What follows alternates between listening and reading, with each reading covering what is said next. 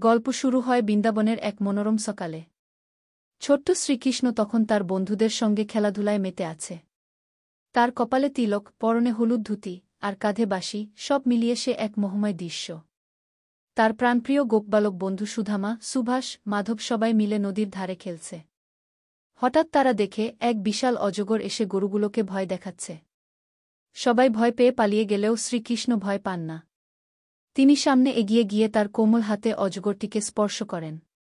তখন দেখা যায় অজগরটি আসলে ছিল এক অভিশপ্ত গন্ধর্ব, যিনি পূর্বজন্মে অহংকারের কারণে এই রূপ ধারণ করেছিলেন। শ্রীকৃষ্ণের ছোঁয়ায় তার অভিশাপ কেটে যায় এবং তিনি আবার আকাশে ফিরে যান।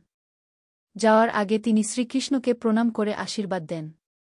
এরপর দৃশ্যান্তরে দেখা যায় মা যশোদা শ্রীকৃষ্ণকে দুধ খাওয়াচ্ছেন। কিন্তু কৃষ্ণের মন পড়ে আছে তার প্রিয় মাখনে। মা যশোদা রান্নাঘরের দরজা বন্ধ করে রাখলেও কৃষ্ণ বানরদের নিয়ে এক মহাকীর্তি শুরু করে। সে একটা পাত্র টেনে নিয়ে এসে তার উপর চড়ে বসে বানরদের সাহায্যে ঝুলন্ত হাড়ি থেকে মাখন চুরি করে খায়।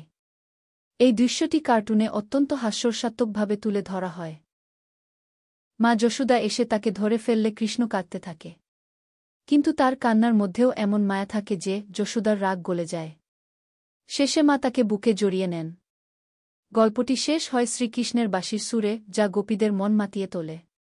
কার্টুন ভিডিওটি রঙিন চিত্রায়ন, মনোমুগ্ধকর সঙ্গীত ও সরল ভাষায় বর্ণনার মাধ্যমে শিশুদের মন জয় করে নেয়। এতে শুধুমাত্র বিনোদন নয়, ন্যায়ান্যায়, সাহস, মমতা এবং ভক্তির পাঠও পাওয়া যায়।